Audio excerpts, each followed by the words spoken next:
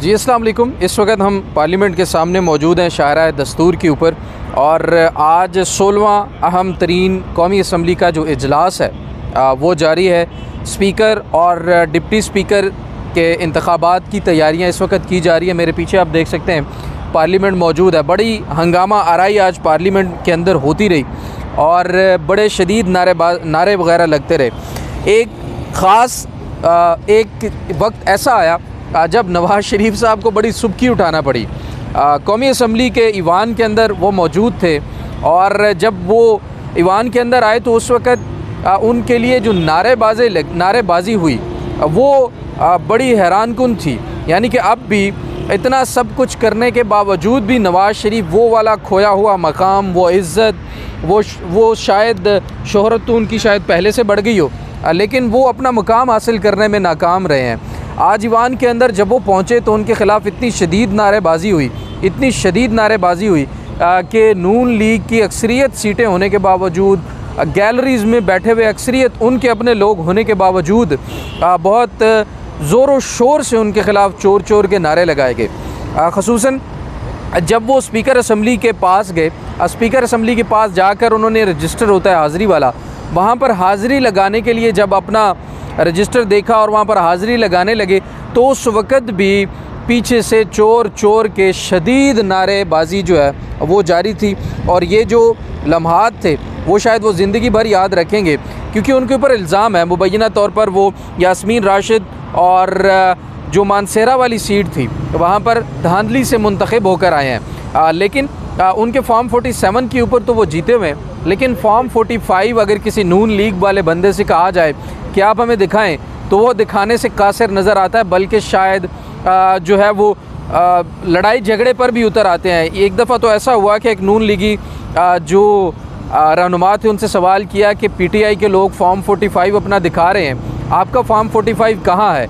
तो उसके बाद वो गुस्सा हो गए और उन्होंने आगे से इस तरह से बिहेव किया जैसे उनको कोई बुरा भला कह दिया हो, उनके ख़िलाफ़ कोई नाज़ेबा लफ्ज़ इस्तेमाल कर लिया हो। तो अब ये कहना गलत ना होगा कि फॉर्म 45 जो है वो नून लीग और पीपल्स पार्टी के लोगों के लिए शायद एक नाज़ेबा लफ्ज़ ही जो है वो उसका दर्जा इख्तियार कर चुका है, क्योंकि वो उनको अच्छा नहीं लगता, ना वो सुनना चाहते हैं। क्योंकि फॉर्म 45 के मुताबिक पीटीआई के लोगों का दावा है कि वो जीते हुए, और नून लीग और पीपल्स पार्टी के जो लोग हैं वो फॉर्म 45 दिखाने के काबिल भी नहीं हैं और ना ही उनके पास हैं, क्योंकि आज तक एक भी रहनुमा ने अपना फॉर्म 45 जो है वो ना मीडिया के सामने दिखाया और ना ही कहीं और, बल्कि वो हमेशा ये कहते हुए नज़र आते हैं कि आप ट्रिब्यूनल में जाएं, इलेक्शन कमीशन में जाएं, अदालतों में जाएं। वही इलेक्शन कमीशन जो पिछले 2 साल से उन्हीं की सहूलतकारी कर रहा है, वही अदालतें जो पिछले 2 साल से नवाज़ शरीफ को नवाजे जा रही हैं और इमरान ख़ान को सज़ाएँ सुनाई जा रही हैं। सुप्रीम कोर्ट तक जाके तमाम मामलात देखे हमने, और वहाँ पर भी हमें इंसाफ मिलता हुआ नज़र ना आ रहा, हमें इंसाफ मिलता हुआ नज़र नहीं आया, बल्कि तमाम के तमाम फ़ैसलों पर पाकिस्तान के तमाम लोग जो हैं वो तनकीद करते हुए नज़र आए। दूसरा, आज एक अहम तरीन वाक़या ये हुआ पार्लियामेंट के अंदर कि जब बैरिस्टर गौहर अपना साइन करने गए रजिस्टर के ऊपर, तो उस वक़्त भी उनके हाथ में इमरान ख़ान का पोस्टर था। उनके हाथ में जो इमरान ख़ान का पोस्टर था उसके ऊपर ये दर्ज था कि रिलीज़ इमरान ख़ान। उसके बाद जो बहुत सारे रहनुमा हैं वो ये दावा करते हुए हमें ईवान के अंदर नज़र आए कि इमरान ख़ान की रिहाई के लिए हम कोशिश करेंगे। लेकिन एक अहम तरीन सवाल ये है कि ये दावे तो तमाम के तमाम पीटीआई के लोग भी कर रहे हैं, लेकिन क्या उतनी ही कोशिशें भी कर रहे हैं? क्या उनकी लीगल टीम उतनी ही कोशिशें उनकी रिहाई के लिए भी कर रही है? ये भी एक बड़े अहम तरीन सवाल है, क्योंकि इमरान ख़ान के जेल में होने के बाद बहुत से लोगों को पीटीआई के अंदर भी फ़ायदा हुआ और पीटीआई में बहुत बड़े बड़े ओहदे और बहुत बड़ी बड़ी पोजीशंस जो हैं वो मिली हैं, जबकि उनकी कारकर्दगी पर सवालिया निशान ज़रूर उठते हैं। हालांकि वो बहुत ही फस्तायत मुश्किल तरीन दौर में उन्होंने पार्टी को चलाया, लेकिन उनके ऊपर फिर भी कुछ न कुछ चीज़ें ऐसी हैं जिनके ऊपर सवालात उठाए जा सकते हैं। लेकिन गैर मामूली हालात हैं, तो इसलिए इसका फ़ायदा वो हासिल कर सकते हैं कि गैर मामूली हालात में ज़ाहिर है परफॉर्म करना और पार्टी को मामलात को आगे लेकर चलना मुश्किल होता है। इसके साथ साथ शेर अफजल मरवत और अली मोहम्मद ख़ान हमें नज़र आए, उन्होंने इमरान ख़ान के जो मास्क होता है इमरान खान के चेहरे वाला वो पहना हुआ था, और अदालत के अंदर जब वो स्पीकर असम्बली के रोस्टम के सामने आए तो उस वक़्त भी उन्होंने अली मोहम्मद ख़ान और शेर अफजल मरवत ने इमरान खान का मास्क जो है वो पहन रखा था, और स्पीकर असम्बली के जो रोस्टम है उसके सामने वो खड़े रहे।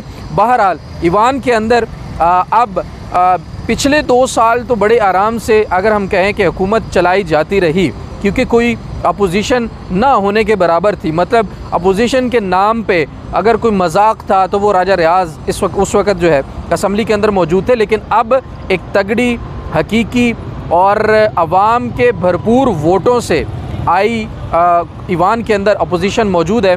और पिछले 2 साल अगर हम देखें तो इसलिए भी उन्होंने बड़ा स्मूथली अपनी हुकूमत को चलाया क्योंकि कोई पूछने वाला नहीं था, पॉलिसीज़ पे कोई तनकीद करने वाला नहीं था।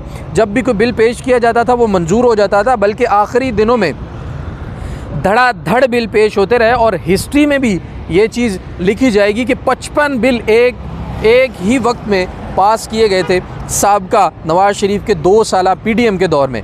अब एक नया PDM सीज़न 2 शुरू होने जा रहा है जिसमें वज़ीर आज़म शहबाज शरीफ होंगे, सदर जो हैं आसिफ जरदारी होंगे। बल्कि हमें कुछ दोस्तों से यहाँ पर मालूम ये भी हुआ कि शायद सदर का इंतखाब पहले हो जाए, वज़ीर आज़म का इंतखाब बाद में हो।